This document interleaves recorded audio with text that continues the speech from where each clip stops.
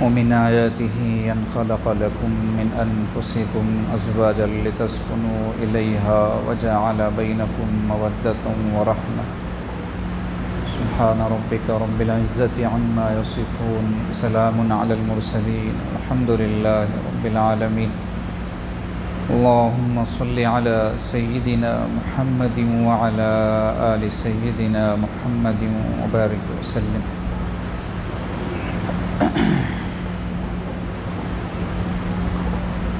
بات شروع ہونے سے پہلے دو وضاحتیں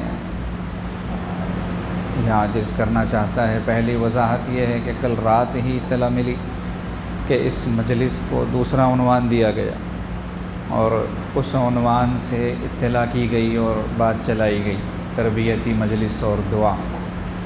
تو اس کا نہ ہم سے کوئی مشورہ ہوا اور نہ پہلے سے کوئی اطلاع ہمیں اس بات کی ہوئی۔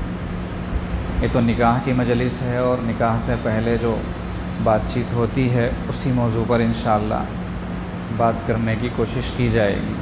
باقی جو وہ اعلان ہوا ہے، جو بات ہوئی ہے، اس کے مفتی عمران صاحب اور جو مقامی میزبان ہیں وہ ذمہ دار ہیں۔ دوسری وضاحت یہ ہے کہ 10 منٹ تاخیر سے بات شروع ہو رہی ہے۔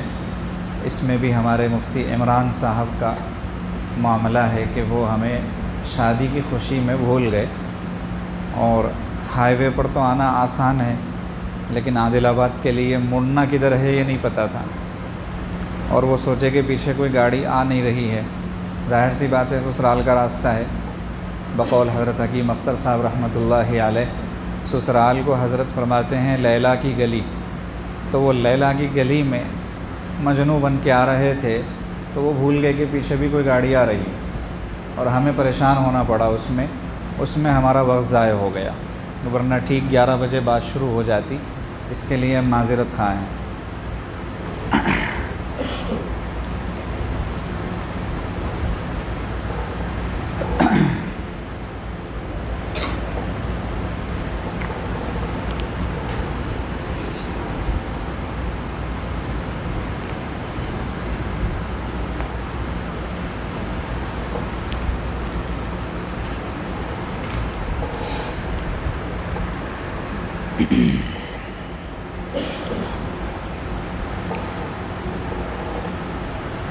نکاح کی دو حیثیتیں، ایک حیثیت اس کی دنیا کے اعتبار سے ہے اور ایک حیثیت اس کی آخرت کے اعتبار سے۔ دنیا کی حیثیت کے اعتبار سے نکاح ایک ضرورت ہے، انسانی زندگی کی ایک ضرورت ہے، اور آخرت کی حیثیت کے اعتبار سے نکاح عبادت، خالص عبادت۔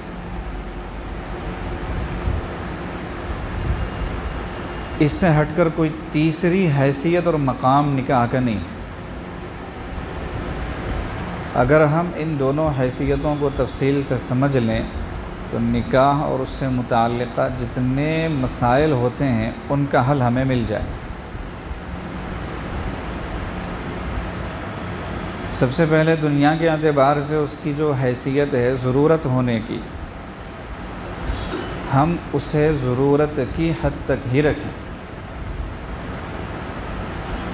اس سے 60% مسائل ختم ہو جائیں گے۔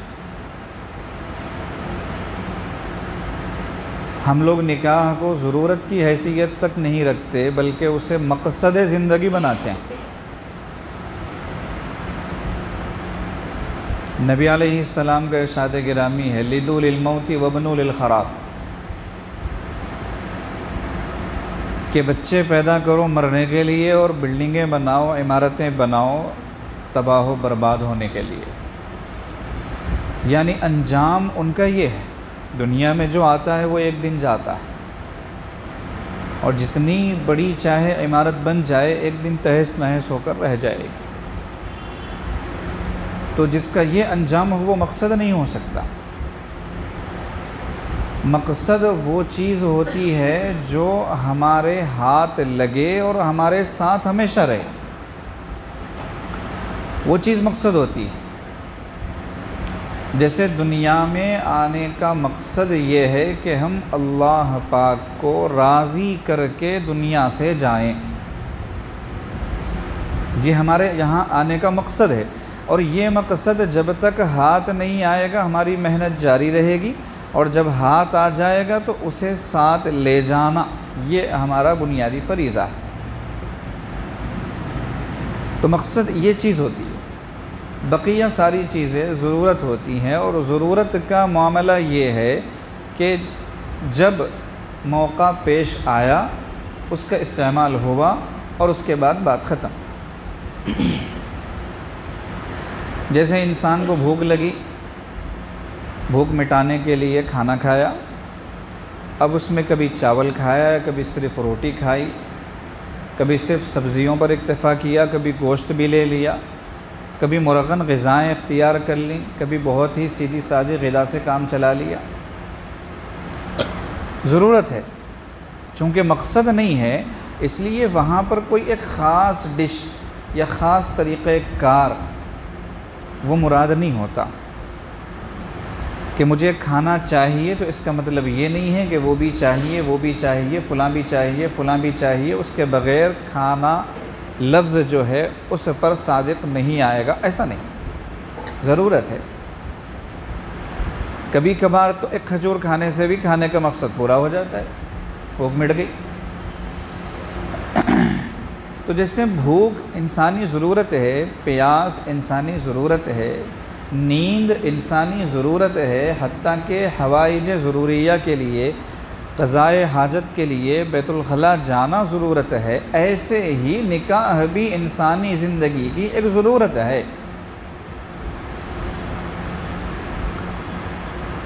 پھر ضرورت میں ایک اور چیز ہوتی ہے،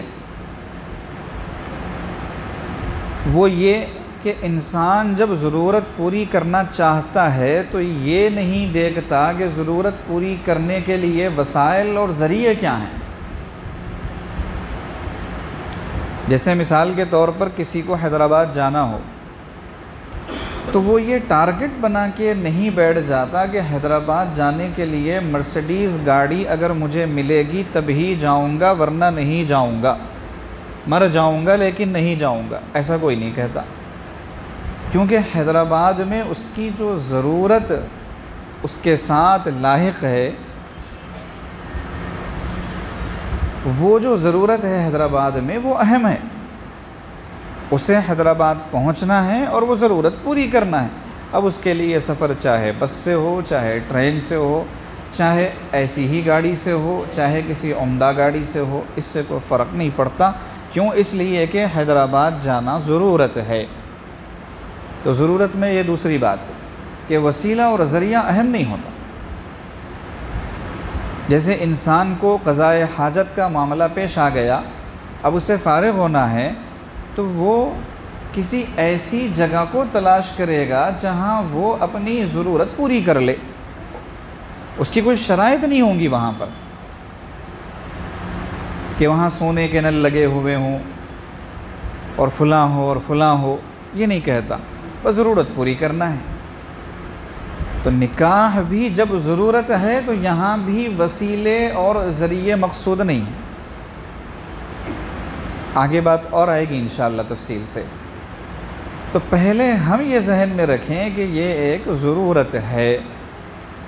جب ہم یہ سمجھ لیں گے کہ یہ ضرورت ہے تو اس میں 19 بھی چلے گا، 20 بھی چلے گا، 25 بھی چلے گا، 30 بھی چلے گا، اور اگر کبھی کبھی 36 کا مسئلہ آ گیا تو وہ بھی چلے گا کہ ضرورت ہے۔ یہ 36 کا مسئلہ سمجھ میں آیا کہ نہیں؟ جہاں ازدواجی زندگیوں میں مسائل ہوتے ہیں وہاں 36 کے مسئلے پیش آتے ہیں، تو 36 کا مسئلہ بھی چل جائے گا، کیوں؟ اس لیے کہ ضرورت ہے، مقصد تو ہے نہیں۔ تو جب ضرورت ہے تو پھر سارے اشکالات خود بخود ختم ہو جائیں گے، مسئلہ ہی نہیں ہوگا کوئی۔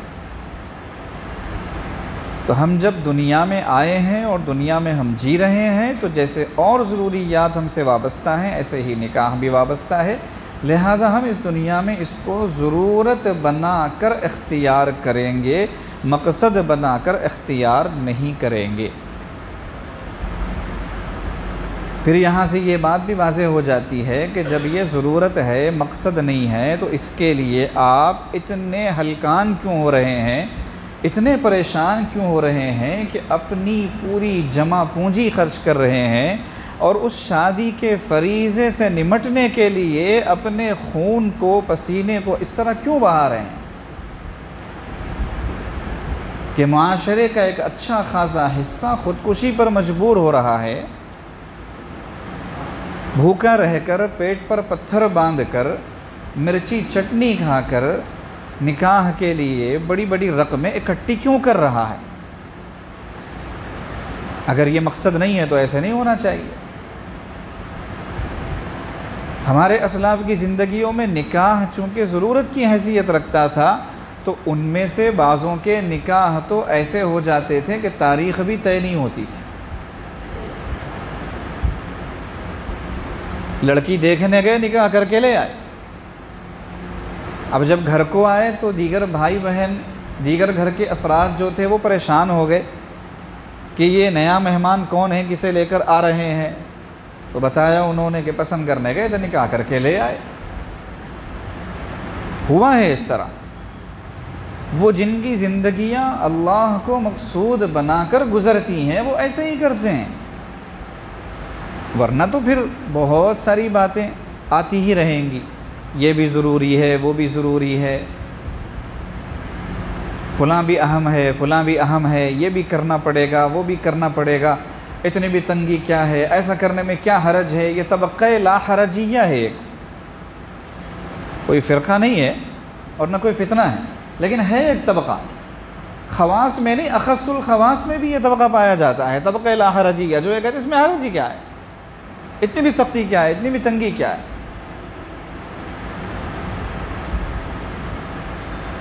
ضرورت کے معاملے میں تیسری بات یہ ذہن میں رکھنے کی ہے کہ ضرورت کا لفظ نکلا کہاں سے؟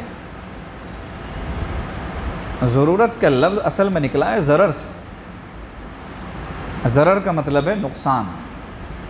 ضرورت کی تعریف ہی یہ ہے کہ اگر اس کام کو انجام نہ دیا جائے تو انسان کو ضرر لاحق ہوگا، نقصان پیش آئے گا۔ کیسا نقصان؟ جانی بھی ہو سکتا ہے، مالی بھی ہو سکتا ہے، باعتبار صحت کے ہو سکتا ہے، معاشی نقصان ہو سکتا ہے، اور کوئی نقصان ہو سکتا ہے۔ نقصان ہو، پھر نقصان کہتے ہیں کمی کو، 100 کے 90 ہو جائیں تو 10 کا نقصان ہوا، 100 کے 80 ہو جائیں تو 20 کا نقصان ہوا، اس کو کمی کہتے ہیں۔ تو ایسی کمی ہو، ایسا کوئی نقصان ہو تو اس کو کہتے ہیں کہ یہ ہے ضرورت۔ کھانا اگر نہیں کھائے گا، کم سے کم 1 روٹی نہیں کھائے گا تو صحت گر جائے گی، کمزور ہو جائے گا، اپنے پیروں پر چلنے کے قابل نہیں رہے گا۔ مثال کے طور پر یہ ہے ضرورت کہ 1 روٹی کھانا اس کے بدن کی ضرورت ہے۔ اب جہاں پر ایسی ضرورت نہیں ہے کہ اس کو اختیار نہ کرنے سے، اس کو نہ اپنانے سے کوئی نقصان لاحق ہو، تو پھر وہ ضرورت ہی نہیں ہے۔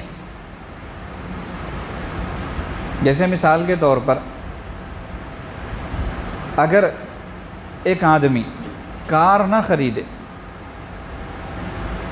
تو اسے کوئی نقصان نہیں ہوتا، اس کا کام چل جائے گا، اس کا بھی چل جائے گا، اس کی فیملی کا بھی چل جائے گا۔ ضرورت نہیں ہے، ایک شوق ہے، لینا چاہتا ہے یا خواہش ہے، لینا چاہتا ہے، یہ زیادہ راحت و آرام کی غرض سے لینا چاہتا ہے، باقی ضرورت تو نہیں ہے۔ ضرورت وہ ہے جس کے نہ ہونے سے نقصان لاحق ہو، کہ حیدرآباد جانا انتہائی ضروری ہے، اس کے لیے بس بھی نہیں ہے کہ لاک ڈاؤن کی وجہ سے بسیں بھی بند ہیں، اب ہوا ضرر، یہ نقصان کا لاحق ہونا۔ تو جب یہ بات ہے تو اب یہ سوال کیسے پیدا ہوگا کہ یہ بھی ضروری ہے، وہ بھی ضروری ہے؟ آپ پہلے بتائیے کہ کیسے ضروری ہے۔ مثال کے طور پر نکاح کے دن لڑکی والوں کے لیے کھانا کھلانا نہ فرض ہے، نہ واجب ہے، نہ سنت ہے، نہ مستحب ہے، نہ افضل ہے، نہ اولیٰ ہے، نہ بہتر ہے، بلکہ نہیں کھلانا چاہیے، اسراف ہے۔ فضول خرچی ہے، جس کا نہ قرآن سے کوئی ثبوت ہے، نہ حدیث سے کوئی ثبوت ہے، نہ سنت صحابہ سے کوئی ثبوت ہے، نہ سلف سے کوئی ثبوت ہے، کسی سے بھی ثابت نہیں ہے باقاعدہ انتظام کر کے لڑکی والوں کا کھانا کھلانا۔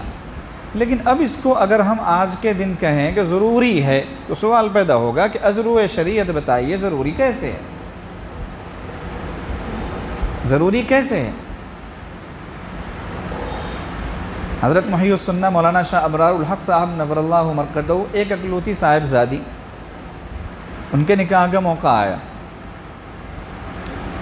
لڑکے والے جو تھے وہ علی گڑھ سے آنے والے تھے ہردوئی، فاصلہ ٹھیک ٹھاک ہے، دوری ہے۔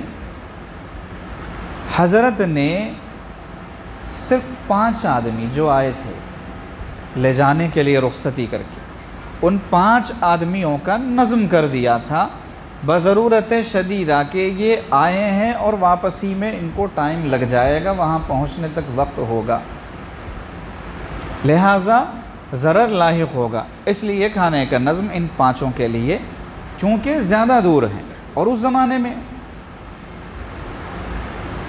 جبکہ سواریوں کا کوئی ایسا نظم نہیں تھا، راستے اتنے اچھے نہیں تھے، ہم سفر میں جاتے ہیں، ہمیں پتہ چلتا ہے کہ ہماری منزل پر پہنچنے میں ہمیں 4 گھنٹے لگ جائیں گے، تو ہم کہتے ہیں کبھی کہ 6 گھنٹے بھی چلیں گے لیکن کھانا گھر جا کر ہی کھائیں گے۔ تو عام دنوں میں 4 گھنٹے 5 گھنٹے 6 گھنٹے برداشت ہو جاتے ہیں، لیکن ایک شہر سے دوسرے شہر جب جائیں گے نکاح کے موقع پر تو کہتے ہیں دور سے آئیں، مہمان آئیں، کھلانا ضروری ہے، کھانا ضروری ہے، یہ ضروری ہو جاتا ہے، حالانکہ ضروری نہیں ہے۔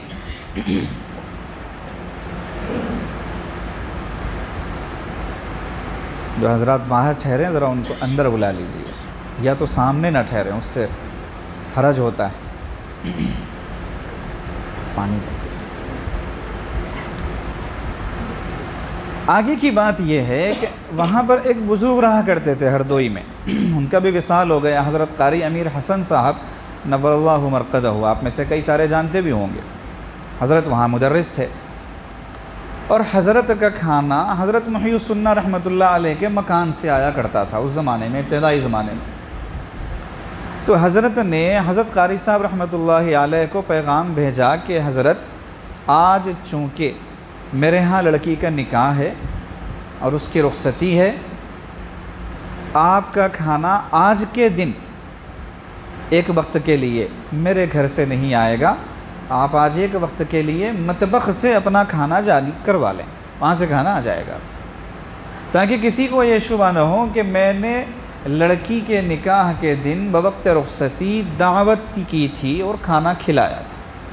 حالانکہ کوئی مسئلہ نہیں تھا، وہ گھر کے فرد تھے، حضرت قاری صاحب رحمۃ اللہ علیہ گھر کے فرد تھے، جیسے روزانہ گھر کے 5 افراد کھانا کھا رہے ہیں، ان میں ایک چھٹے وہ بھی تھے، وہ بھی کھانا کھا لیتے اس دن، لیکن شبہ سے بھی بچانے کے لیے اپنے آپ کو یہ فرمایا کہ آج کھانا آپ کے لیے میرے گھر سے نہیں آئے گا۔ آخر کوئی تو بات ہوگی اس کی کہ ان کو نہیں پتا تھا کہ ضروری ہے۔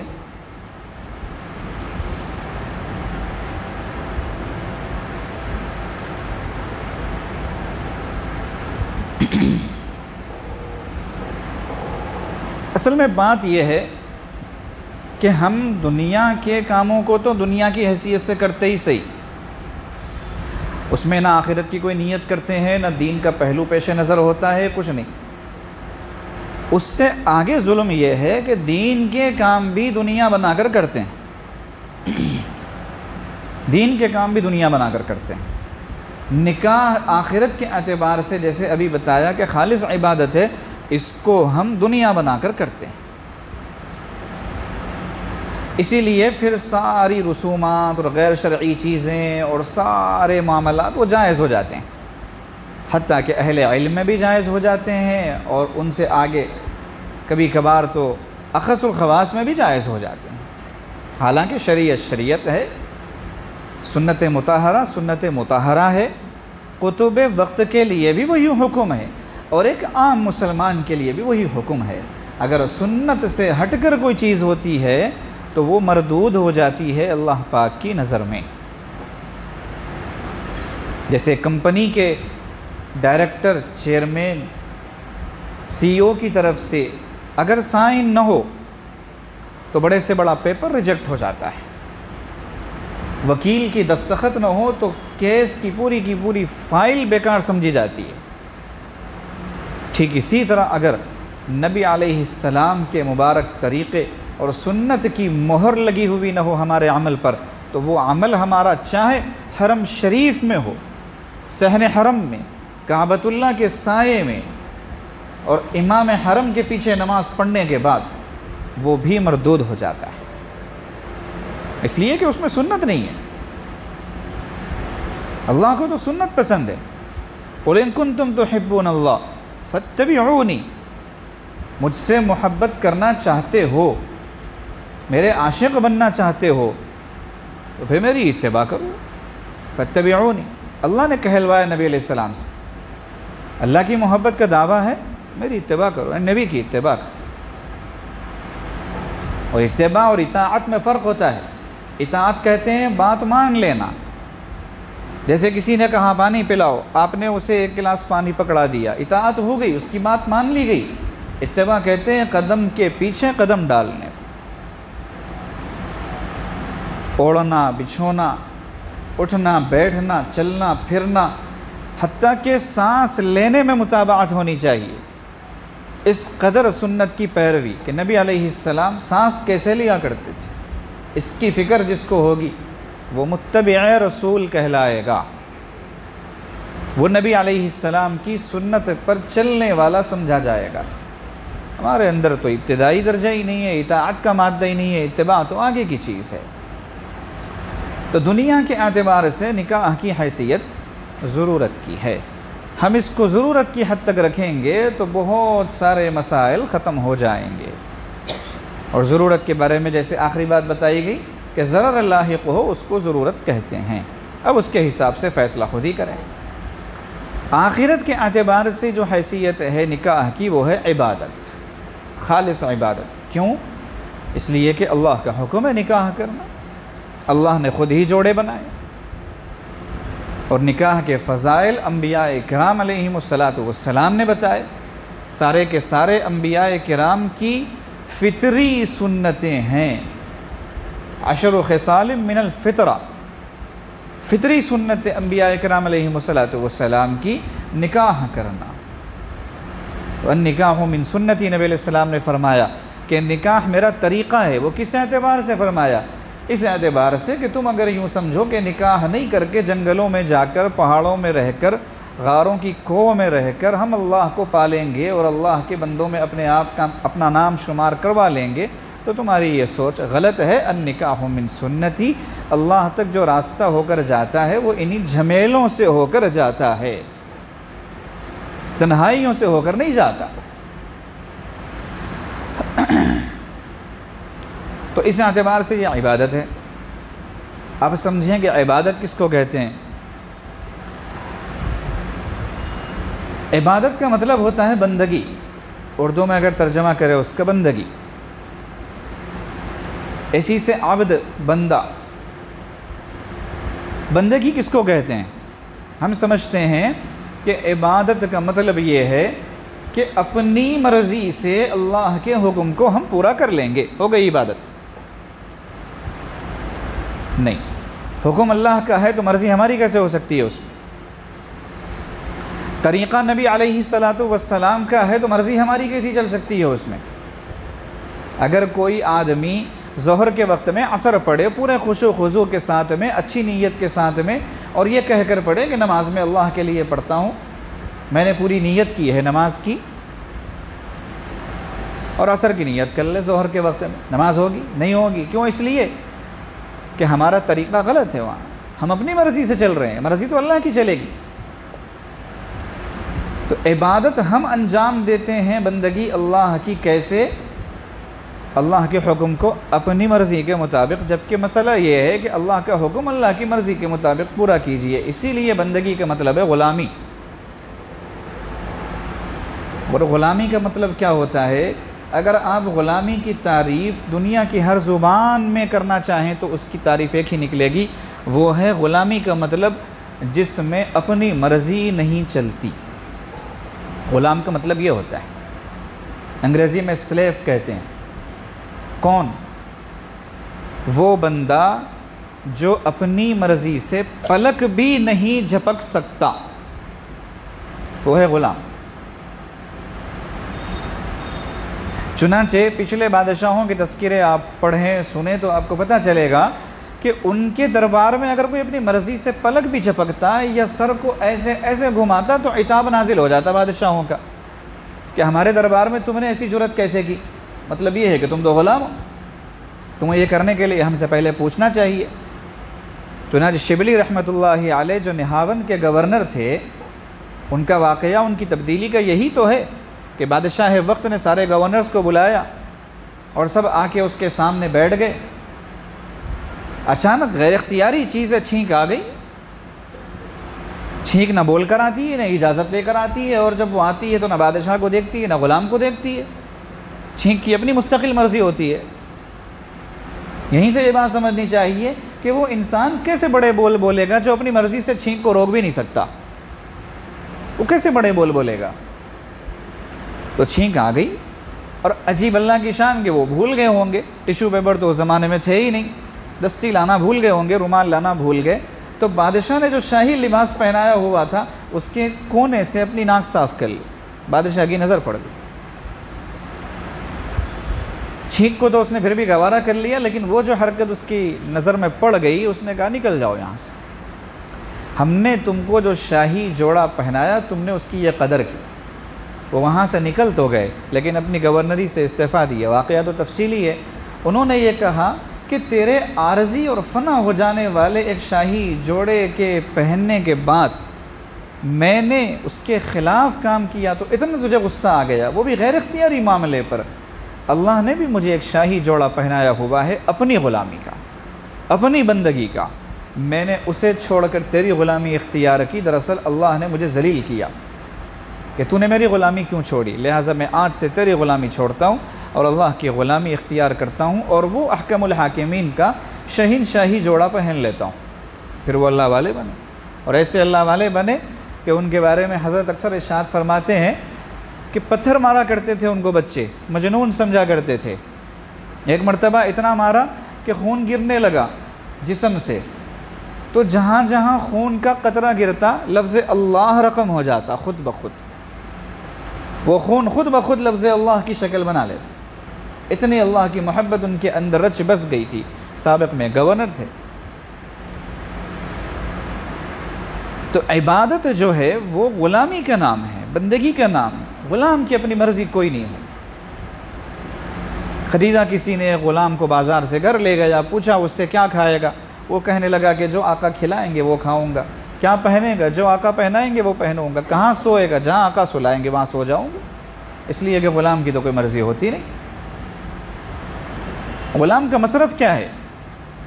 حضرت علی رضی اللہ تعالیٰ عنہ ارشاد فرماتے ہیں جو مجھے ایک حرف بھی اللہ کی کتاب کا سکھا دے، من علمنی حرفا بکتاب اللہ عز وجل فانا عبدہ ان شاء باعنی وان شاء اعتقنی، کہ جو مجھے ایک حرف اللہ کی کتاب کا سکھا دے میں اس کا غلام ہوں، چاہے تو مجھے بیچ دے چاہے تو مجھے آزاد کر دے، اس کی مرضی ہے۔ تو غلام کا مصرف یہ ہوتا ہے کہ چاہے تو کھڑا کر کے اسے بازار میں بیچ دیا جائے، چاہے تو اسے آزاد کر دیا جائے۔ آزاد کرے گا تو پھر غلام نہیں رہے گا، لیکن جب تک غلام ہے تب تک مرضی چلتی ہے اس کی۔ تو ہم اللہ کے ایسے غلام کہ اللہ ہمارے ساتھ جو چاہیں کر سکتے ہیں۔ بات پہ بات نکلتی جا رہی ہے ضمناً جو حالات ہمارے ساتھ چل رہے ہیں، چند دن کچھ پھر چند دن کچھ، مرضی ہے اللہ پاک کی، مالک ہیں وہ ہمارے، کچھ بھی کر سکتے ہیں۔ وہ ایسے مالک ہیں کہ ان کو کوئی پوچھ نہیں سکتا، ورنہ دنیا میں تو ہر مالک کے اوپر ایک مالک ہوتا ہے، اور اگر کوئی زیادہ ہی بے تاج بادشاہ ہو تو اس کے اوپر حکومت ہوتی ہے۔ ہر کوئی کسی نہ کسی کے انڈر ہے، لیکن اللہ کا تو معاملہ یہ ہے ہی نہیں۔ نہ جبرائیل پوچھ سکتے ہیں جو فرشتوں کے سردار ہیں، نہ امام الانبیاء صلی اللہ علیہ وسلم پوچھ سکتے ہیں جو تمام انبیاء کے سردار ہیں، مالک یوم الدین۔ تو اگر اللہ پاک ہمارے ساتھ اپنی مالکیت دکھانے کے لیے اگر کچھ کر رہے ہیں تو انہیں وہ کرنے کا پورا پورا حق ہے۔ تفصیل کا یہ موقع نہیں۔ اگر یہ بتایا جائے کہ وہ کچھ بھی نہیں کر رہے ہیں تو اسے ثابت کیا جا سکتا ہے کہ انہوں نے ابھی کچھ نہیں کیا، کچھ بھی نہیں کیا۔ وہ کل بھی ارحم الراحمین تھے، جب لاشوں پر لاشیں اٹھ رہی تھیں، وہ آج بھی ارحم الراحمین ہے۔ وہ کل بھی ارحم الراحمین رہیں گے، جب قیامت کے دن وہ سب کچھ تباہ و برباد کر کے رکھ دیں گے۔ ایک دن پہلے قیامت کے آنے سے اگر کوئی کروڑوں کی بلڈنگ بنایا ہوگا، اگلے دن اس کا قدم اس بلڈنگ میں پڑنے سے پہلے اللہ اسرافیل کو حکم دیں گے سور پھونکنے کا، اور وہ بلڈنگ مکمل طور پر زمین دوز ہو جائے گی۔ اللہ اس حالت میں بھی ارحم الراحمین رہیں گے، وہ ظالم کبھی نہیں۔ وما ربک بظلام للعبید، ہمیں سے اللہ کی غلامی کرنے کو تیار نہیں ہے، جو ہمارے لیے ارحم الراحمین ہے۔ تو نکاح کی حیثیت اخروی اعتبار سے عبادت کی ہے، جب وہ عبادت ہے تو پھر اس کو عبادت کے طرز پر کرنا چاہیے۔ ہم زیادہ سے زیادہ کیا کرتے ہیں نکاح میں عبادت سمجھ کر مسجد میں نکاح کر لیتے ہیں، وہ بھی بڑی مشکل سے۔ اس میں بھی اختلاف رائے ہوتا ہے، کوئی کہتے ہیں نہیں مسجد میں نہیں، فنکشن ہال میں کر لیں گے۔ بہت سارے لوگ مسجد میں نہیں آتے، آج کل زمانہ بدل گیا، مسجدوں میں آنے کے لیے ہچکچا رہے ہیں، یہ بھی ہوتا ہے۔ مسجد میں نکاح پر اختلاف ہو رہا ہے آج کل، پہلے یہ بات نہیں ہوتی تھی، نکاح کا مطلب مسجد، خود بخود مسجد کا تصور آتا تھا ذہنوں میں، لیکن آج کل مسجد میں بھی اختلاف ہو جاتا ہے۔ مگر پھر بھی مساجد میں نکاح ہوتا ہے تو لگتا ہے کہ ایک عبادت کے فریضہ انجام دیا جا رہا ہے۔ دوسرا جو خطبہ مسنونہ پڑھا جاتا ہے اور ایجاب و قبول کا جو مسنون طریقہ ہے وہ ہوتا ہے۔ تیسرا کیا ہوتا ہے، اس میں ذکر آتا ہے کہ نکاح جو ہے وہ عبادت ہے، مہر دیا جاتا ہے، چونکہ مہر کا حکم قرآن و سنت سے ہے، اس میں بھی کتنی پتہ نہیں گڑبڑیں ہوتی ہیں، اللہ ہی جانے۔ بس ان تین چیزوں کے علاوہ آپ بتائیے کون سے موقع پر پتہ چلتا ہے کہ مسلمان اپنی عبادت انجام دے رہا؟ شادی خانوں میں جو حرکتیں ہوتی ہیں اور شادی ہونے سے پہلے جو رسومات، فضول خرچیاں، اور شادی کے بعد پھر جو سلسلے چلتے ہیں، الامان الحفیظ، موقع نہیں ہے، اس پر بہت سن چکے ہیں آپ۔ اصلاح معاشرہ والوں نے حق ادا کر دیا ہے اس پر کہنے کا، لیکن نہ اصلاح کی اصلاح ہوئی نہ معاشرے کی اصلاح۔ صورتحال یہ ہے، تو اس کو عبادت سمجھ کر کریں۔ یہ دو حیثیتیں نکاح کی ذہن میں رکھیں، انشاءاللہ 60% تو پہلی حیثیت سے ہی مسائل ختم ہو جائیں گے، بقیہ 40 اس سے ختم ہو جائیں گے اگر ہم ان دونوں کا خیال رکھیں گے۔ اب جن کی شادیاں ہو گئی وہ سوچ رہے ہوں گے کہ ٹھیک ہے ہم یہ خیال رکھنے کے لیے دوسرا نکاح کر لیتے ہیں، کیونکہ ماضی میں نہیں کر پائے، تو یہ کوئی معاملہ تھوڑی ہے۔ ہاں تلافی ہو سکتی ہے، تدارک ہو سکتا ہے۔ عبادت ہے مہر دینا، جنہوں نے نہیں دیا وہ دیں، ادا کریں۔ یہ نہیں ہے کہ مرنے کے بعد میں بیوی سے کہلوایا جائے کہ میں نے مہر معاف کیا، اس سے کوئی مہر معاف نہیں ہوتا۔ یہ غلط رسم ہے، انتہائی غلط رسم، جو پتہ نہیں کہاں سے آئی۔ آپ کسی سے بھی مسئلہ پوچھ لیجیے، اگر وہ رو رو کر کہے شوہر کی میت پر کہ میں نے دل و جان سے مہر معاف کیا، تب بھی نہیں معاف ہوتا۔ وہ حقوق العباد میں سے آتا ہے۔ مہر میں وراثت چلتی ہے، بیوی مر جائے اور مہر ادا نہیں ہوا تو وارثین کو مہر دینا پڑے گا، یہ مسئلہ ہے۔ جب وہ حق العبد ہے اور اس میں وراثت چلتی ہے کہ بیوی کے مرنے کے بعد اگر اس کو نہیں دیا تو وارثین کو دینا ہے، تو اس کے معاف کرنے سے کیسے معاف ہو جائے گا؟ اب شوہر کے وارثین کو چاہیے کہ وہ اس کی جو بیوی بیوہ ہو گئی ہے اسے مہر ادا کریں، ورنہ وہاں عند اللہ اس سے پوچھ ہوگی، وہاں پھنسے گا وہ۔ اگر اس کو وہاں پھنسنے سے بچانا ہے تو یہاں اس کا مہر شوہر کے بقیہ وارثین ادا کریں۔ یہ ایک مثال بتائی ہم نے تدارک کی اور تلافی کی۔ باقی جن کے نکاح اب تک نہیں ہوئے ہیں، جو ہونے جا رہے ہیں، وہ اس چیز کو مد نظر رکھیں۔ عجیب صورتحال یہ ہے کہ جتنا سادگی نکاح کے تعلق سے بات کی جائے اتنے اشکالات ہوتے ہیں کہ اتنا بھی زیادہ کیا ہے، ہمیں سمجھ میں نہیں آتا کہ وہاں زیادہ کیا ہے، وہاں تو کم ہے۔ نبی علیہ السلام نے نکاح کو آسان کر کے بتایا۔ اچھا نکاح کے بارے میں مان بھی لیتے ہیں، پھر بھی تو ولیمے میں گڑبڑ کرتے ہیں اور دلیل پیش کرتے ہیں کہ وہ فلاں کا ولیمہ ایسا ہوا تھا، فلاں کا ولیمہ ایسا ہوا تھا۔ نبی علیہ السلام کے خود ولیمے مختلف ہوئے ہیں، بے شک کہیں پر ولیمہ نبی علیہ السلام نے ایسے فرمایا کہ سب سے کہا کہ بھائی جس کے پاس جو ہو وہ لے آئے، میرے پاس جو ہے میں سامنے رکھتا ہوں، یہ بھی ایک ولیمہ۔ ایک ولیمہ نبی علیہ السلام نے ایسے کیا کہ کھجور اور دودھ پیش کر دیے، ولیمہ ہو گیا۔ ایک ولیمہ ایسا ہوا کہ نبی علیہ السلام نے دمبے ذبح کروائے اور وہاں پر دعوت ہوئی۔ کہیں ولیمے کا ذکر ہی نہیں ملتا، مختلف ولیمے ہیں، جس کی جو استطاعت ہو ویسے کرے، لیکن استطاعت میں اسراف نہ ہو۔ استطاعت کا مطلب یہ ہے کہ آپ کے پیر مثال کے طور پہ لیٹنے کے بعد جہاں تک پھیل رہے ہیں نا، وہ استطاعت ہے۔ آپ کسی سے کہیں کہ میرے پیروں کے پاس جاؤ اور وہاں سے میرے پیر پکڑ کے کھینچو، پھر تم جہاں تک جاؤ گے وہ میری استطاعت ہے، تو یہ بیوقوفی ہے۔ ایسا نہیں ہوتا۔ انگریزی میں کہتے ہیں کٹ یور کوٹ، جتنے پیر ہیں اتنی چادر پھیلاؤ۔ تو جہاں تک میرے پیروں کی لمٹ ہے وہ میری استطاعت ہے، اس سے آگے استطاعت کہاں ہوگی؟ لوگ قرض لیتے ہیں، کہتے ہیں یہ بھی میری استطاعت ہے، بعد میں ادا کر دوں گا۔ یہ استطاعت تھوڑی، یہ تو آپ استطاعت سے آگے بڑھ کے کر رہے ہو۔ ولیمہ قرض لے کے کرنا کسی سے بھی ثابت نہیں ہے۔ ایک بندہ بھی ایسا نہیں ملتا خیر القرون سے لے کے آج تک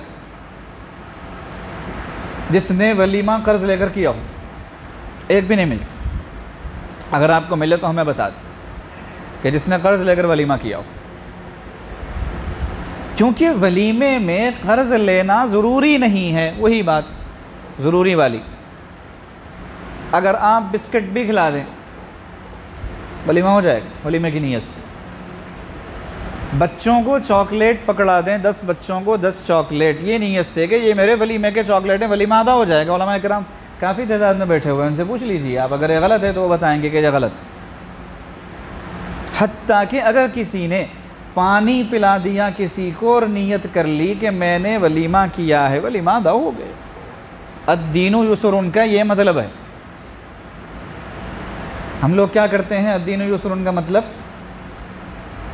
شاہی ٹیلر سے کپڑے سلوائیں گے، اور اس سے زیادہ کوئی شاہی دکان ہوگی تو وہاں سے کچھ اور خریدیں گے، شیروانی پہنیں گے، چاہے جتنی پریشانی ہو شیروانی پہننے کے بعد، پھر اس پہ اسپیشل پگڑیاں خریدیں گے بازار سے جو دلہوں کی ملتی ہیں، سب کچھ کریں گے، اور اس کے بعد میں کہیں گے دین میں آسانی، کہ دین کا مذاق ہے کہ آسانی کا مذاق ہے کہ یا خود کا مذاق ہے، خود ہی فیصلہ کریں۔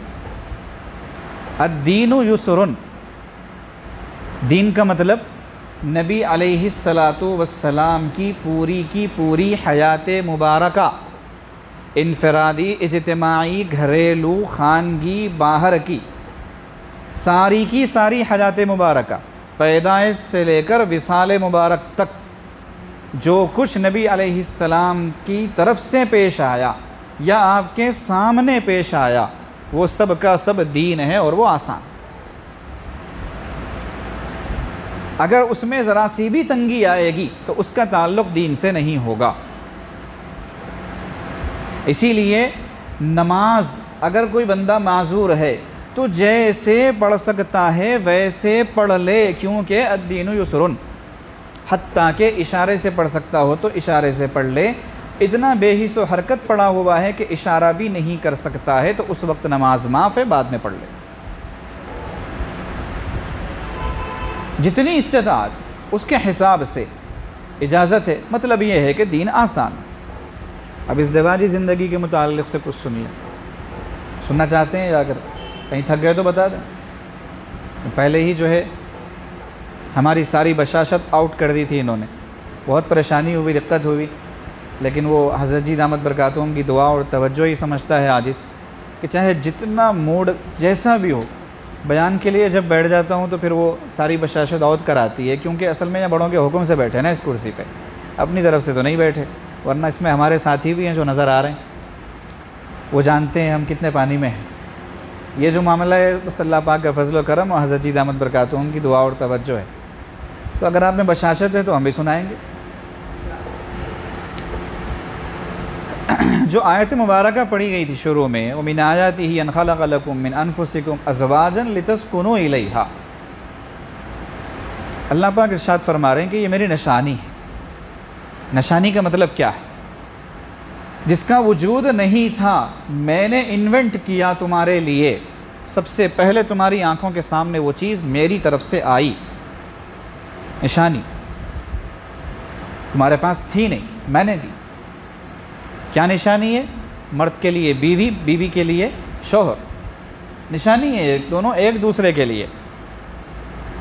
جب کبھی خدا نہ خواستہ اختلاف ہو تو حضرت ارشاد فرماتے ہیں پہلے مرحلے میں یہ سوچو کہ یہ خدا کی طرف سے ملی ہوئی نشانی اور اس کے ساتھ یہ حرکت، تو انشاءاللہ اگر اللہ کی محبت دل میں رائی برابر بھی ہوگی تو رک جائے گا کہ میں اللہ کی نشانی کے ساتھ ایسے کیسے کروں۔ وَمِنْ آیَاتِهِ، اللہ کی نشانیوں میں سے ہے کہ تمہارے لیے اس نے جوڑے بنا۔ آگے فرمایا کہ یہ جوڑے اس لیے بنائے تاکہ تم پرسکون زندگی گزار سکو۔ سکون کا مطلب کیا ہوتا ہے؟ ایک جگہ آدمی بیٹھا ہوا ہے، وہ سکون سے ہے۔ بچے ہوتے ہیں ایک جگہ بیٹھتے نہیں بیٹھتے، ادھر بھاگ ادھر بھاگ، بار بار ہاتھ پکڑ کے ان کو بٹھانا پڑتا ہے، کبھی کان موڑنا پڑتا ہے، کبھی کچھ کرنا پڑتا ہے، کبھی ڈانٹ ٹپٹ، کبھی لوگ کہتے ہیں کیا پیروں میں اسپرنگ ہے، کیوں اتنا اٹھ رہا ہے بار بار بے چین ہے، کیا مطلب کہ سکون نہیں ہے اس کے پاس۔ تو سکون کا مطلب یہ ہے کہ ایک جگہ بیٹھا رہے، ایک جگہ ٹکا رہے۔ آج ازدواجی زندگیوں میں اس اعتبار سے سکون ہے، کتنے شوہر ہیں جو چاہتے ہیں کہ بیوی سے چھٹکارا ملے، کتنی بیویاں ہیں جو چاہتی ہیں کہ شوہر سے چھٹکارا ملے، لیکن مرتا کیا نہ کرتا۔ عربی میں ایک محاورہ ہے احشفن وسوء کلا، کریلا نیم چڑا۔ تو معاملہ یہ ہوتا ہے کریلا بھی ہے نیم چڑا بھی ہے، کچھ نہیں کر سکتے۔ اب کڑواہٹ تو اور آئے گی۔ یہ کڑواہٹ کیوں آ رہی ہے؟ اس لیے کہ زندگیوں میں اللہ نہیں ہیں۔ سکون کہاں سے آئے گا؟ سکون آئے گا خالق سکون سے۔ خالق سکون سے تعلق نہیں ہے تو سکون کیسے آئے گا؟ ایک آدمی کہتا ہے کہ میرے فلاں صاحب سے بڑے گہرے تعلقات ہیں، آپ صرف بولو آپ کو فلاں چیز کتنی ہونا میں منگاتا ہوں۔ کیا مطلب؟ کہ تعلق ہے اس سے، اس لیے منگوانے پر تلا ہوا ہے۔ میرا اللہ سے تعلق ہی نہیں ہے تو سکون وہاں سے ملنے والا ہے، میں کیسے کہوں گا کہ سکون لاؤں گا؟ تو جو سکون ملے گا وہ خالق سکون سے ملے گا۔ پھر آگے اس میں ایک بات یہ ہے کہ اللہ نے یہ فرمایا کہ جوڑے بنائے ہیں میں نے تمہیں، آپس میں جوڑا جوڑا بنایا تاکہ تم سکون پاؤ۔ تو سکون جوڑے سے ملتا ہے۔ جو زبردستی جوڑا ہے اس سے سکون کیسے ملے گا؟ اللہ نے جسے جوڑا بنایا سکون وہاں سے ملے گا نا۔ بات سمجھ میں آئی کہ نہیں؟ ہم کبھی کبھار اللہ کے بنائے بغیر خود سے جوڑا بنا لیتے ہیں۔ نہیں آئی بات ابھی بھی سمجھ میں؟ ناجائز تعلقات، اپنے بنائے ہوئے جوڑے، اور ہم چاہتے ہیں کہ وہاں سکون ملے۔ کیسے ملے گا؟ وہ اللہ کا بنایا ہوا جوڑا ہی نہیں ہے۔ جو اللہ کا بنایا ہوا جوڑا ہے وہاں جائیں گے تو سکون ملے گا۔ اچھا، ایک صاحب نے اشکال کیا کہ جتنی لڑائیاں ہوں، جتنے اختلافات ہوں، جتنی آپس میں رنجشیں ہوں، لیکن وہ جسمانی جو ضرورت ہے وہ تو پوری کر کے ہی رہتے ہیں۔ اس میں اختلافات، لڑائیاں آڑے نہیں آتی، رکاوٹ نہیں بنتی۔ اس کی کیا وجہ ہے؟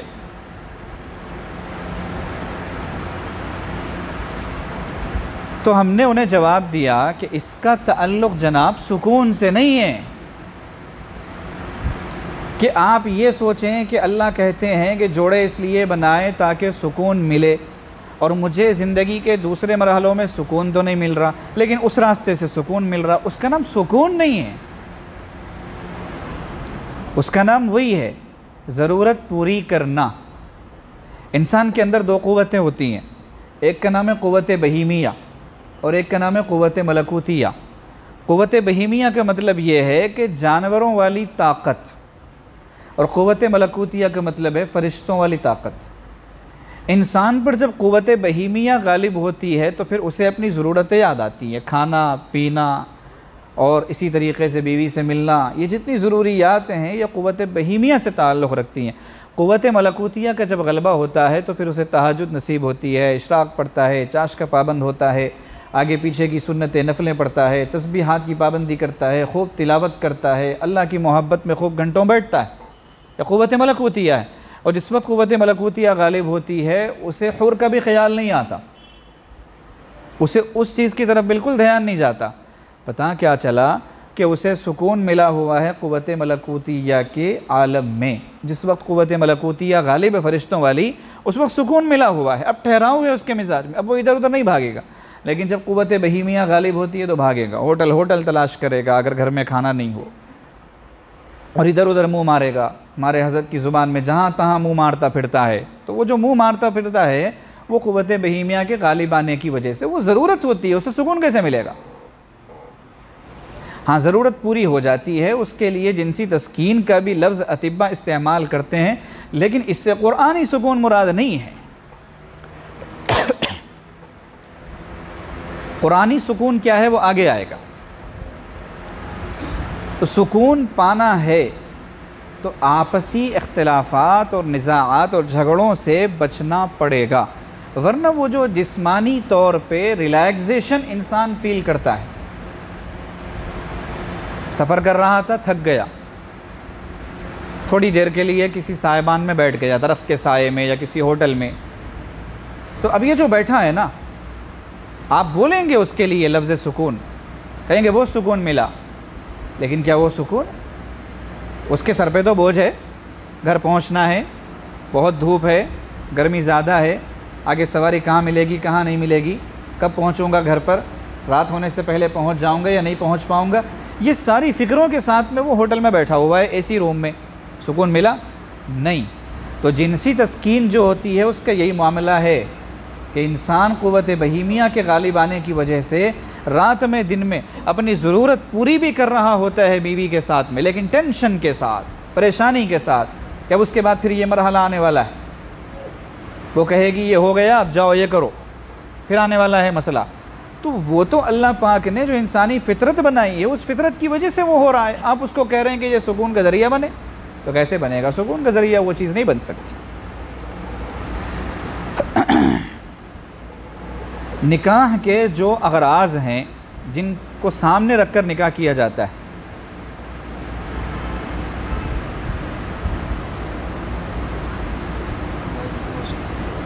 کیا کرنا؟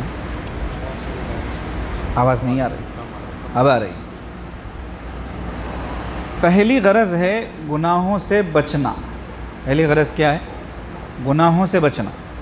میاں بیوی شادی کر کے گناہوں سے بچنے کا سامان گویا خریدتے ہیں،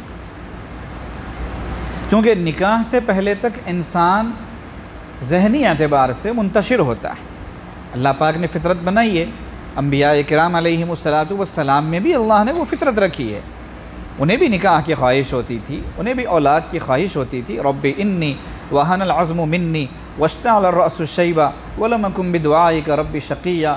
اے اللہ ہڈیاں گل گئی ہیں، بال سفید ہو چکے ہیں، بڑھاپے کے یہ عالم میں پھر بھی آپ کے رحم و کرم کے اعتبار سے محروم نہیں ہوں، ابھی مایوس نہیں ہوں، مجھے امید ہے ابھی بھی، میں مانگ رہا ہوں مجھے ملے گا۔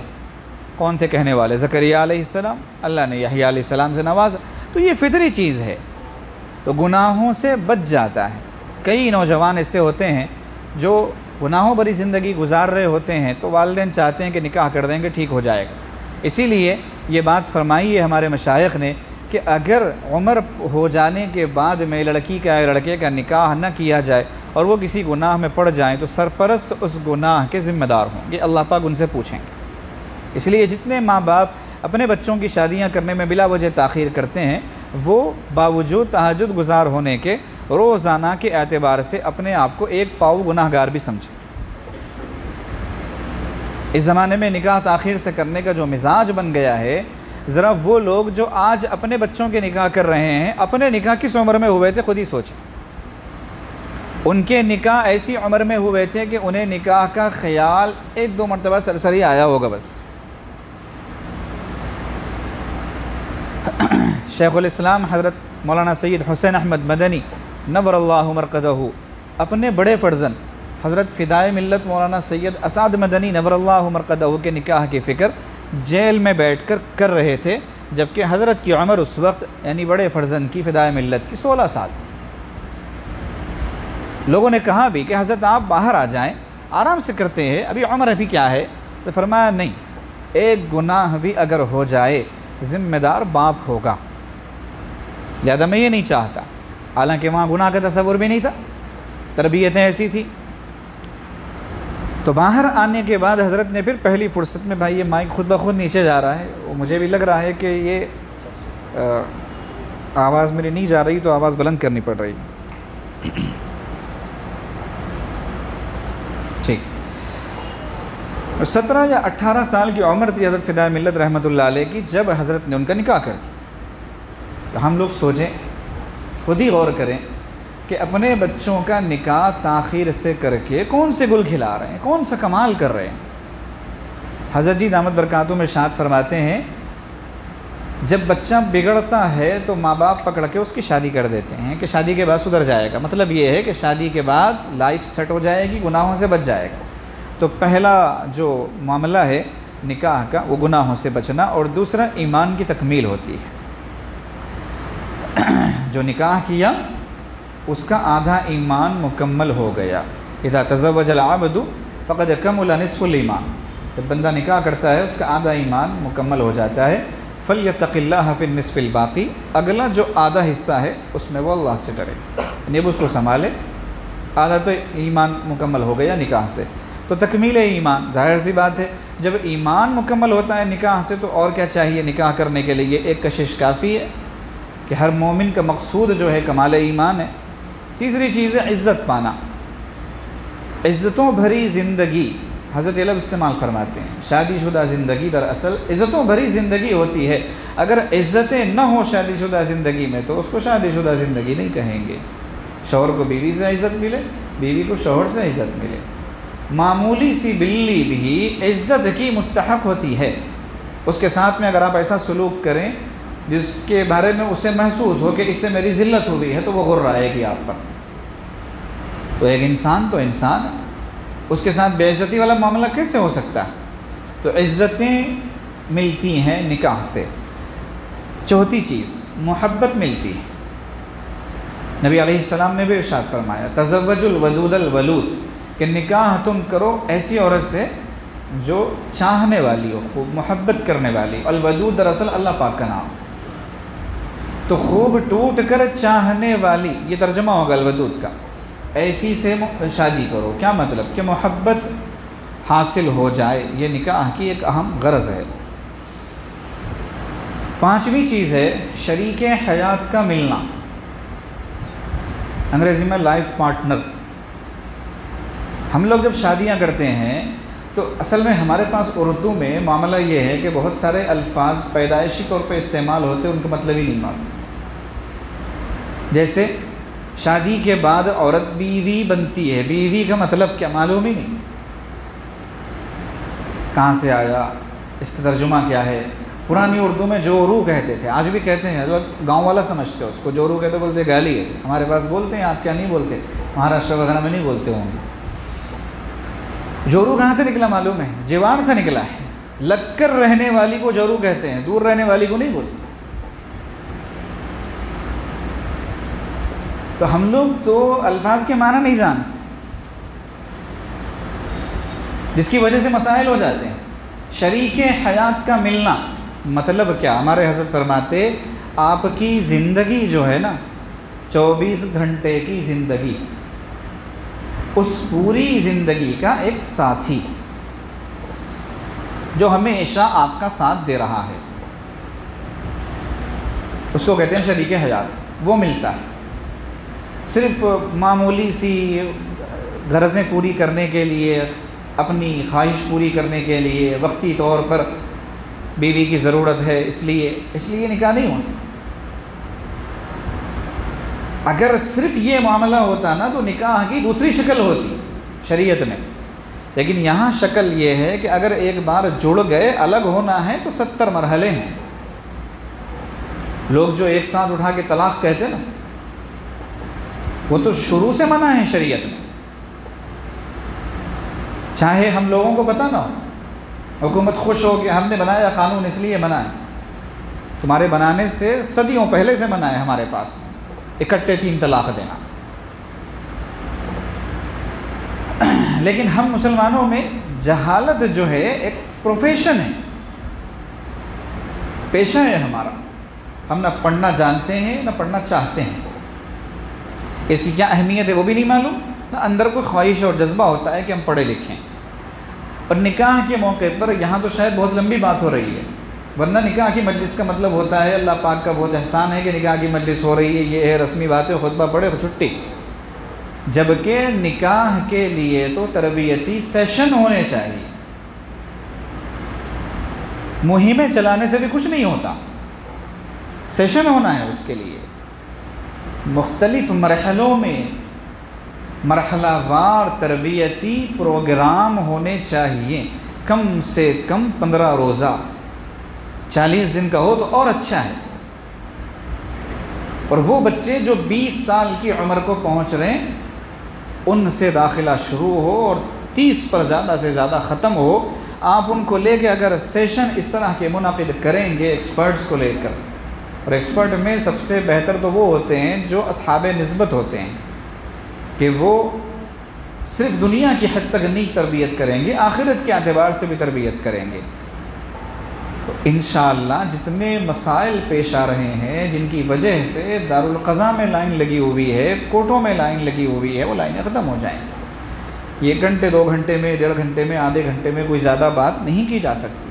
شریک حیات کس کو کہتے ہیں، بیوی کے ساتھ رہنا کیسے، دن میں کیسے رہنا، رات میں کیسے رہنا، تنہائی میں کیسے رہنا، مجمع میں کیسے رہنا، اپنے ماں باپ کے سامنے بیوی کے ساتھ رویہ کیا ہونا، اس کے ماں باپ کے ساتھ میں بیوی کے ساتھ رویہ کیا ہونا، مختلف یہ تربیتی سے منعقد کرنے کی چیز ہے۔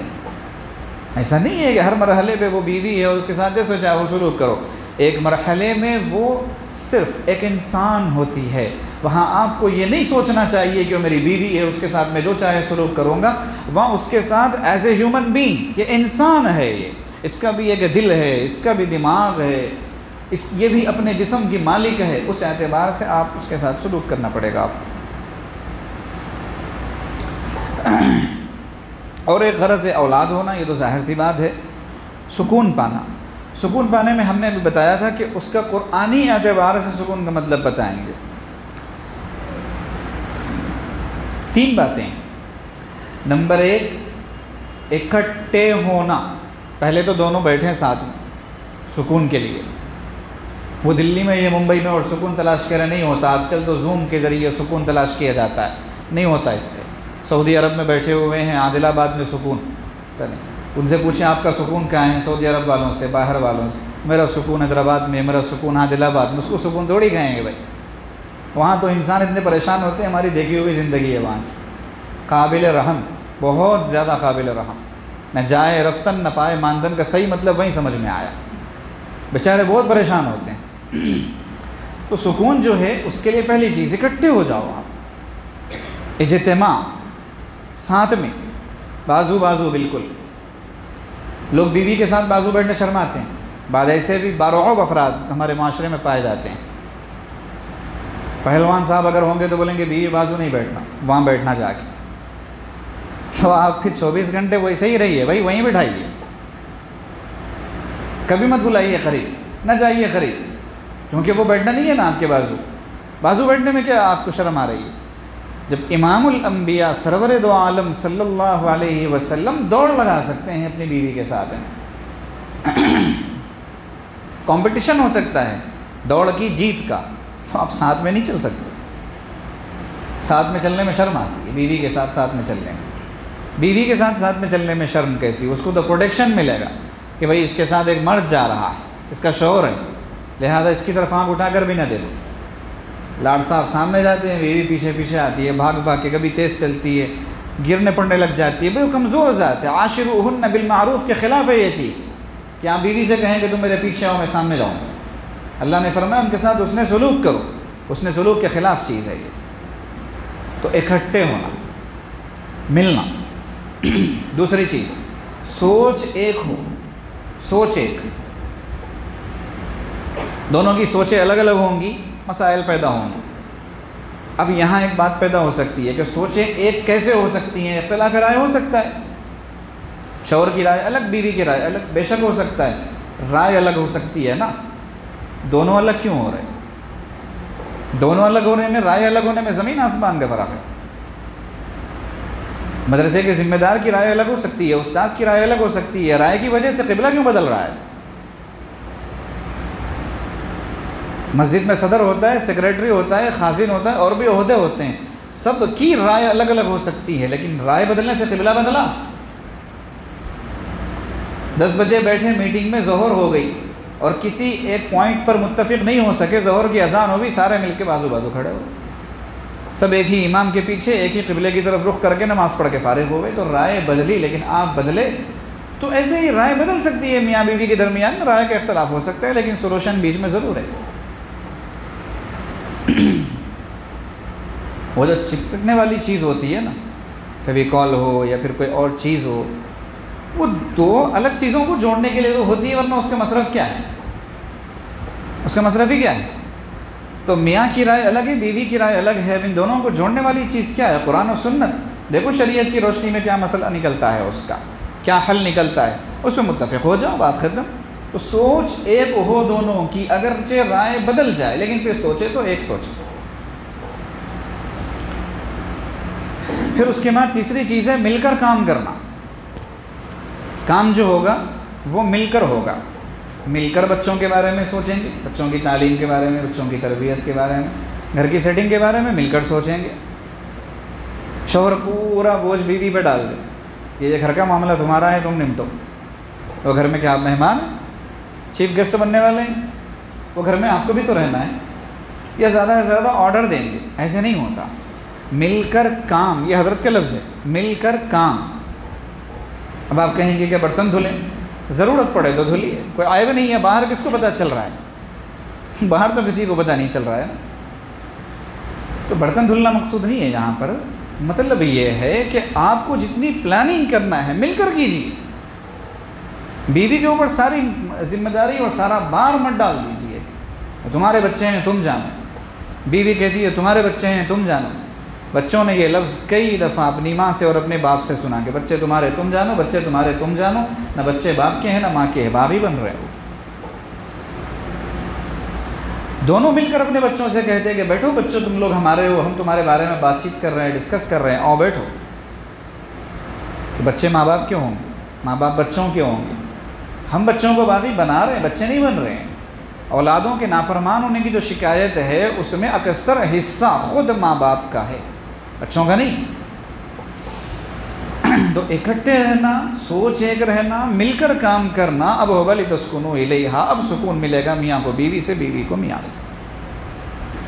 خطبہ نکاح میں اتقوا اللہ کا لفظ اتنا آتا ہے ہر آیت کے شروع میں، تقوی تقوی تقوی۔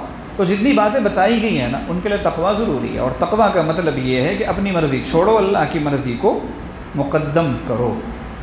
ہمارے حضرت کے شیخ مرشد عالم رحمۃ اللہ علیہ کے فرمانے، تقوی کا مطلب یہ ہے کہ تمہارے اور اللہ کے راستے میں جو چیز رکاوٹ بنے اس پر پیر رکھ کے پہنچ جاؤ اللہ تک، یہ ہے تقوی۔ چاہے جو چیز رکاوٹ بنے اس کو ہٹا دو، یہ ہے تقوی۔ تقوی زندگی میں ہوگا تو پھر یہ ساری چیزیں آسان ہوں گی۔ اسی لیے خطبہ نکاح میں اتقوا اللہ کی تکرار۔ حضرت مولانا عبدالماجد دریابادی رحمۃ اللہ علیہ نے اس کو اچھے طریقے سے سمجھایا، شوہر کو سمجھایا کہ دیکھو تم تھکے ہارے اپنے کام سے گھر کو واپس آئے، تم نے دروازہ کھٹکھٹایا، دروازہ نہیں کھولا، خلاف معمول تاخیر ہو گئی۔ اب اور تیز بجانے مت لگ جاؤ، اور زیادہ کھٹکھٹانے مت لگ جاؤ، پارا آسمان پر نہ چڑھاؤ، فوری یاد کرو اتقوا اللہ۔ خطبہ نکاح کے وقت میں امام صاحب نے، خطیب صاحب نے کہا تھا اتقوا اللہ، یہ موقع ہے اتقوا اللہ کی تکرار کا۔ مولانا کے الفاظ، یہ موقع ہے اتقوا اللہ کی تکرار کا۔ یہ سوچو ہو سکتا ہے بیچاری واش روم میں ہو، یہ سوچو ہو سکتا ہے اچانک کسی وجہ سے کوئی نا اتفاقی کوئی بات ایسی پیش آ گئی ہو، سو گئی ہو، آنکھ لگ گئی ہو، کھلنے میں دیر ہو رہی ہے دروازہ، یا اور ایسی کام میں مصروف ہو کہ وہ اس کام کو چھوڑ کر نہیں آ سکتی، چولہے پر کوئی چیز رکھی ہوئی ہے، اس کو چھوڑ کے دروازے کی طرف آئے گی تو گھر جلے گا، تو وہ اس کو سیٹ کرنے میں ٹائم لگ رہا ہے اور آ رہی ہے۔ یہ سب تعویلیں کرو اور سوچو اتقوا اللہ، اللہ نے کہا ہے میرا تقوی اختیار کرو اور صبر کرو۔ بے شک آپ تھکے ہوئے ہیں۔ اس سے بھی آگے بڑھ کر مولانا نے یہ لکھا کہ اب گھر میں آگے تم دروازہ کھول دیا، اس نے دیکھا وہ بستر پہ پڑی ہوئی ہے اور بخار ہے اس کو، اب تم کو زور کی بھوک لگی ہے، اب تم باورچی خانے میں گئے ہو، وہاں پہ تمہیں کچھ ملا ہی نہیں، سب ٹھنڈا پڑا ہوا ہے، جاتے ہوئے جیسا تھا، کچھ بھی بنا ہوا نہیں۔ اب تم کو کھانا کھانا ہے تو خود بناؤ یا ہوٹل سے لاؤ، تو وہاں تم کو غصہ نہیں ہونا ہے، چیخ پکار نہیں کرنی ہے، ورنہ شوہر نہیں کہلاؤ گے۔ یہ موقع ہے اتقوا اللہ کی تکرار کا، کہ خطیب صاحب نے خطبے میں جو اتقوا اللہ کہا تھا اس کا موقع آیا۔ روزانہ تو ملتا ہے کھانا، آج نہیں ملا، بلکہ وہ بیمار ہے تو میرا حق بنتا ہے کہ میں اس کے کھانے کا انتظام کروں۔ ایسے سوچنے والے اللہ ماشاءاللہ نمازی، پرہیزگار، حاجی، فلاں فلاں سبھی ہوتے ہیں، لیکن ایسا سوچنے والے نہیں ہوتے، اس لیے کہ اس کا تعلق نماز، روزے، زکوٰۃ، حج سے نہیں ہے، اس کا تعلق تربیت سے ہے، جو مشائخ اپنی خانقاہوں میں کرواتے ہیں، تربیت سے ہے۔ جو آدمی تربیت نہیں کروائے گا، 12 رکعت تہجد پڑھ کے بھی بیوی پر برسے گا۔ ہم ایک صاحب کے بارے میں کہہ سکتے ہیں کہ وہ کون ہے تعارفاً، لیکن مطلب یہ ہے کہ کیا تعلق رکھتے ہیں، کیا ذہن ہے، تو اتنا بھی ہم نہیں کہنا چاہ رہے، لیکن وہ ایسے صاحب ہیں کہ بھی دوسروں کے لیے وہ نمونہ، وہ دوسروں کو سکھائیں گے، بتائیں گے، بولیں گے، سمجھائیں گے، دوسرے ان کو دیکھ کے چلیں گے۔ وہ بڑھاپے کی عمر میں بیوی پر اس لیے برسے ہیں کہ میں نے جاتے ہوئے یہ کہا تھا کہ آنے تک میرے کپڑے پریس ہونے چاہیے، اور میرے آنے تک کپڑے پریس کیوں نہیں ہوئے؟ کپڑے پریس کرنا بیوی کا فریضہ نہیں ہے، فریضہ نہیں ہے، اس کا اخلاقی فریضہ ہے۔ اگر وہ کر دے اسے شکریہ کہنا پڑے گا۔ ہمارے حضرت جی دامت برکاتہ میں ارشاد فرماتے ہیں، انگریزوں میں تھینکس کہنے کا معاملہ ہے، بیوی شوہر کو تھینک یو کہتی ہے، شوہر بیوی کو تھینک یو کہتا ہے۔ یہاں تو ہمارے ہندوستانی معاشرے میں تو بھول جائیے، آج تک نہ شوہر نے بیوی کو شکریہ کہا، نہ بیوی نے شوہر کو شکریہ کہا۔ یوں سمجھتے ہیں اگر یہ کہیں گے شکریہ طلاق پڑ جائے گی، ایک شکریہ بولیں گے 1 طلاق، دوسرا شکریہ 2 طلاق، تیسرا شکریہ 3 طلاق، اس لیے شکریہ بول نہیں گی، اتنا شکریہ سے پرہیز کرتے ہیں۔ حضرت فرماتے ہیں کہنا چاہیے جزاک اللہ، یہ ہر مومن کو دعا دینی چاہیے، اللہ آپ کو جزائے خیر عطا فرمائے۔ ایک صاحب نے مہمانوں کے آنے پر بیوی سے چائے بنوائی، جب بیوی نے چائے پکڑائی ہاتھ میں، چائے کا ٹرے، تو انہوں نے بیوی کو جزاک اللہ کہا تو علماء دوستوں نے ہنسی اڑائی۔ بھائی کیوں تم جزاک اللہ کہہ رہے ہو؟ تعجب ہوا ان لوگوں کو، وہ بیچارہ جزاک اللہ کہہ کے آ رہا ہے بیوی کو اپنی، تو اس نے غلط نہیں کیا، میں نے غلط کیا، تو مجھے جو ہنسی آ گئی۔ وہ چائے بنا رہی، اس کا فرض تھوڑی ہے آپ کے دوستوں کے لیے، وہ پتہ نہیں اس کا کیا کام تھا، اس نے پیچھے ڈالا کہ میرے شوہر کے دوست آئے ہیں ان کے لیے چائے بنانا ہے۔ دن بھر میں 20 بار چائے بناتے ہیں، اور 20ویں مرتبہ میں چائے اگر تھوڑی سی گڑبڑ کر دی تو گالیوں کی بوچھاڑ ہو جاتی ہے۔ ہمارے حضرت فرماتے ہیں داڑھی کے ساتھ گالی کی بوچھاڑ ہوتی ہے۔ یہ سب طریقے غلط ہیں، اتقوا اللہ کی تکرار کے موقع ہیں۔ کبھی زندگی میں کتنے شوہر ایسے ہیں جو یہ کہہ سکتے ہیں کہ میری زندگی میں ایسا موقع آیا کہ بیوی کی طرف سے نمک تیز ہو گیا تھا، میں نے کہے بغیر کھا لیا، اور جب بیوی کھانا کھانے بیٹھی وہ اس وقت کسی وجہ سے نہیں کھائی تھی، بعد میں جب وہ کھائی تو کھاتے ہوئے اس کی آنکھوں سے آنسو نکل گئے کہ کھانے میں تو نمک تیز ہے، آپ نے بتایا ہی نہیں مجھے۔ کتنے شوہر ہیں جو ایسے کہہ سکتے ہیں؟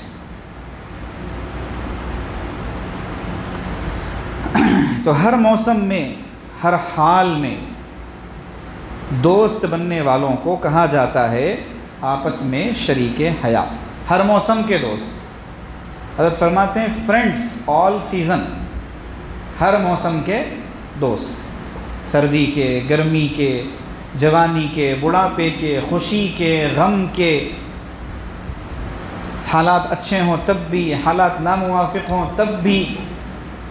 اپنی ماں اگر بیمار ہو گئی تو بیوی تو باندھی بنے گی ہی بنے گی، بننا ضروری ہے اس کے لیے، اس لیے کہ میری ماں بیمار ہو گئی، حالانکہ ایسا نہیں، مگر بن جاتی ہے نا وہ باندھی کہ شوہر کی ماں بیمار ہو گئی، اور اس کی ماں بیمار ہو گئی، ایک دن میں واپس آ جانا، فون کر کے اس سے کہنا کہ اتنی دیر کہاں بیٹھ گئے، وہ جا کے نہیں کہ عالم میں بیچاری بوڑھی پتہ نہیں رہے گی یا جائے گی، اور شوہر صاحب ہے کہ فون کر کے بلا رہے ہیں۔ جب آپ کی ماں بیمار ہو گئی تھی تو آپ نے اپنی بیوی کو باندھی بنا دیا تھا اپنی ماں کے لیے، اس کی ماں بیمار ہو گئی ہے، وہ تو اور شوق سے کرے گی اپنی ماں کی خدمت، آپ قربانی دو، چھوڑو اس کو، جانے دو۔ آپ کو اپنے فریضے کیوں یاد آ رہے ہیں اس وقت میں؟ آپ کو روزانہ گرم گرم پراٹھے ملیں، اس وجہ سے وہ اپنی ماں کی قربانی دے دے، ماں کی بلی چڑھا دے۔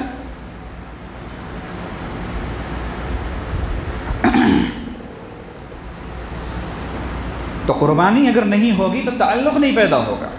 تعلق جو پیدا ہوتا ہے، ہمارے حضرت فرماتے ہیں کہ لو بینک کہتے ہیں حضرت شادی کو، لو بینک، پیار کا بینک ہے، آپ پیار ڈالو اس، جتنا آپ ان پٹ کرو گے آؤٹ پٹ ادھر سے اتنا ہی نکلے گا، جتنا ادھر سے پیار، جتنا ادھر سے محبت، اسی قدر ادھر سے خدمت، اطاعت، وفا، یہ ساری چیزیں ملیں گی۔ ادھر سے کچھ نہیں ہوگا تو ادھر سے کچھ نہیں ملے گا۔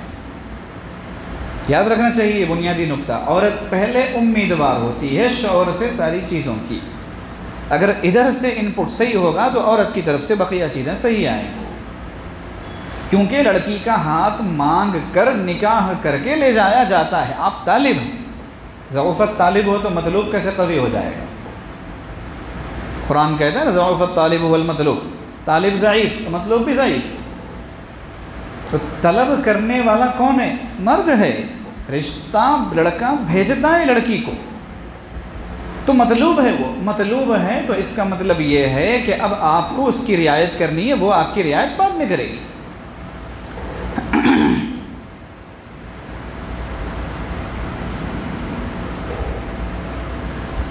اگلی باتیں جلدی جلدی سن لیں کہ اللہ پاک نے آگے فرمایا وَجَعَلَ بَيْنَكُمْ مَوَدَّةً وَرَحْمَةً، دو لفظ استعمال کیے اللہ نے کہ تمہارے درمیان اللہ نے مودت بنائی، رحمت بنائی۔ مودت مطلب جوانی کا ٹائم، رحمت مطلب بڑھاپے کا ٹائم۔ مودت کی وجہ سے انسان جو ہے ایک دوسرے کے قریب آتا ہے۔ جسمانی قربت کے لیے مودت چاہیے۔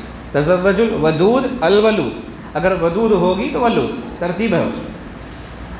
تو ود اگر ہوگا، ایسی چاہت اور محبت کہ دور سے بھاگ کر آئیں ایک دوسرے کے قریب، یہ ہوتا ہے جوانی میں۔ وَجَعَلَ بَيْنَكُمْ مَوَدَّةً، تو چونکہ اس وقت غرض پوری ہو رہی ہوتی ہے تو وہاں پر محبت وغیرہ سب کچھ دکھائی بھی دیتی ہے، وہ ڈھونگ بھی ہو سکتا ہے، کچھ بھی ہو سکتا ہے، لیکن چونکہ غرض وابستہ ہے اس لیے قربت ہوگی۔ لیکن ایک ٹائم آتا ہے جہاں پر صرف رحمت کام کرتی ہے، مودت کا ٹائم ختم ہو جاتا ہے، بڑھاپے کا وقت۔ رحمت کا مطلب ہے اللہ پاک رحمت کرتے ہیں ہم پر، کیا مطلب؟ بدلے کی طلب کے بغیر ہمیں دیتے ہیں، ہم سے اللہ پاک کوئی بدلہ نہیں چاہتے، ایسے ہی رحم کرتے ہیں۔ تو شوہر بیوی پر رحم کرے بڑھاپے میں بدلے کی طلب کے بغیر، بیوی رحم کرے شوہر پر بڑھاپے میں بدلے کی طلب کے بغیر، یہ رحمت ہے۔ وَجَعَلَ بَيْنَكُمْ مَوَدَّةً وَرَحْمَةً، کیوں؟ حضرت فرماتے ہیں بڑھاپے میں یہ سوچو کہ جتنا ٹائم گزارا نا اس نے میرے ساتھ میں، پچھلا 40 سالہ وقت، 30 سالہ وقت، اس کا بدلہ دینے کا وقت آیا ہے۔ کیسا بدلہ؟ بغیر بدلے کے بدلہ، اب کچھ نہیں ملنے والا ہے، لیکن چونکہ یہ جب آئی تھی، حضرت کے الفاظ میں، یہ جب آئی تھی تو کیسی حسین تھی، جمیل تھی، نوجوان تھی، جاذب نظر تھی، فلاں تھی، یہ تھی، وہ تھی، لیکن آ کے اس نے قربانی دی۔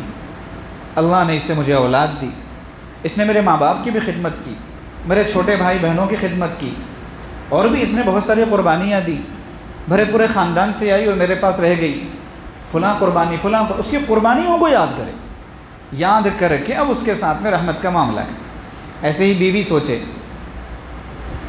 جو بیویاں اپنے بوڑھے شوہروں کو بڈھا کہتی ہیں، وہ سوچیں کہ وہ بوڑھی بھی تو ہیں، بوڑھی کو تو بوڑھا ہی ملے، بڈھا کہنے سے کیا فرق پڑنے والا ہے؟ تو بڈھا کہہ کر وہ اصل میں یہ ذہن میں لاتی ہیں اپنے کہ اب اس کے ساتھ خامخواہ کی زندگی ہے، اس کی خدمت کرو۔ تو حضرت فرماتے ہیں عورت کو بھی چاہیے کہ وہ یہ سوچے کہ اللہ پاک نے اس کے ذریعے مجھے گھر دیا رہنے کو، تن ڈھانکنے کو لباس دیا، وقت پر کھانا ملا، عزت ملی، اولاد ملی جن کو رکھ کر میں دوسروں پر فخر کرتی ہوں، قابل بچے اللہ پاک نے اس کی وجہ سے مجھے دیے، اس کی قربانیوں کو سوچے۔ میرے پاس فلاں کمی تھی، فلاں عیب تھا، اس کے باوجود بھی اس نے مجھ سے نکاح کیا، یہ چاہتا تو کہیں اور بھی نکاح کر سکتا تھا، اور اگر اللہ نہ چاہتے میرا نکاح نہیں ہوتا، کیا کیا مسائل ہو سکتے تھے۔ اس نے قربانی دی ہے، اب یہ رحمت دینے کا ٹائم ہے، میں اس کے ساتھ رحمت کا معاملہ کروں گی۔ آخر میں ایک بات جو سکون کے تعلق سے آئی تھی، حضرت فرماتے ہیں سکون کا لفظ قرآن میں 3 جگہ آیا ہے۔ نمبر 1 وَجَعَلَ اللَّيْلَ سَكَنًا، اللہ نے رات کو سکون کا مقام بنایا۔ رات آتی ہے سکون ملتا ہے، ہر چیز اپنی اپنی جگہ پہ ٹھہر جاتی ہے، پرندے جو اڑنے والے ہوتے ہیں وہ بھی سو جاتے ہیں، پتے جو ہل رہے ہوتے ہیں وہ بھی آرام کر رہے ہوتے ہیں درخت کے پتے تک، تو سب کو سکون آ جاتا ہے۔ وَجَعَلَ اللَّيْلَ سَكَنًا، رات سکون۔ دوسری چیز ازواجا لتسکنوا الیہا، بیویاں، ان سے سکون ملے گا۔